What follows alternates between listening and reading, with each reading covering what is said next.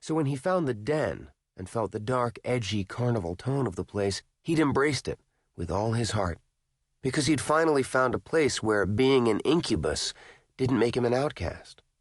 A place where the never-ending night suited who and what he was. A place where he could belong.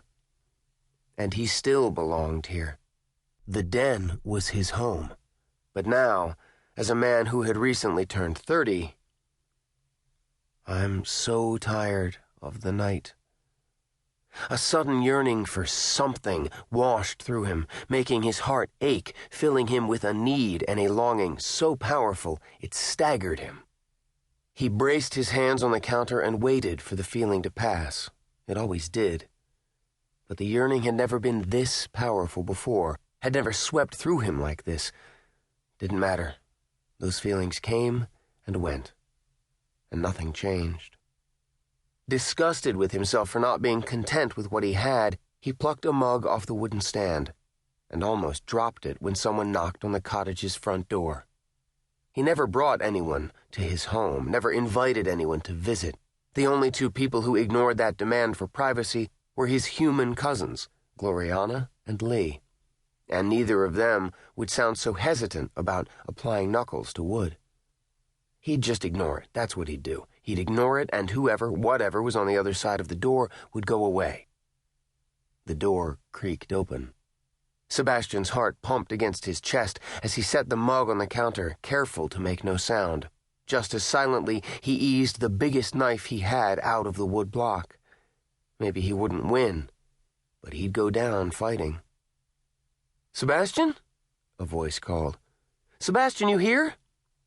He knew that voice, but he still hesitated. Then he swore silently and slipped the knife back into its slot. There were very few things in the den that couldn't be bought, but trust was one of them. Moving to the doorway that separated the kitchen from the main living area, he peered into the room and studied his visitor.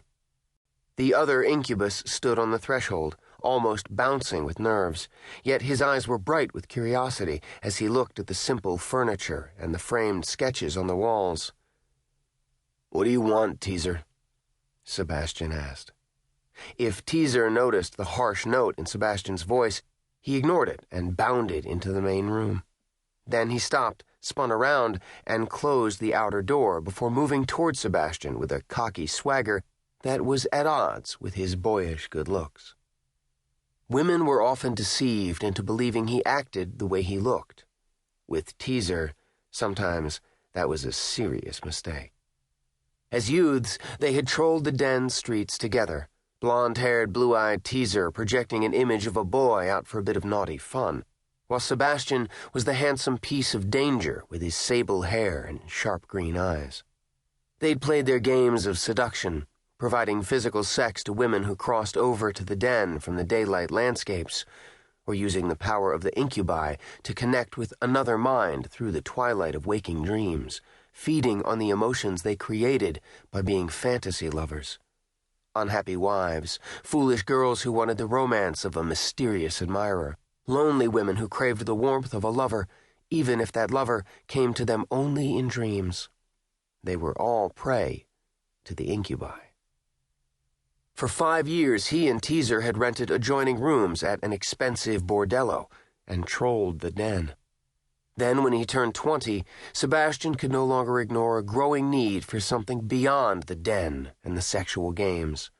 So he walked away from the colored lights and the dark buildings. He found a dirt lane that began a few steps away from where the den's main street ended, a lane he was certain hadn't been there before. He followed it, not sure if he was just taking a walk or really leaving the one place he'd felt at home. That was how he found the 2-story cottage. It didn't look like it belonged in a landscape like the den, but it wouldn't have been there if it hadn't belonged. That was the way things worked in ephemera. He went inside, wary of being caught by whoever laid claim to the place, but it wasn't inhabited.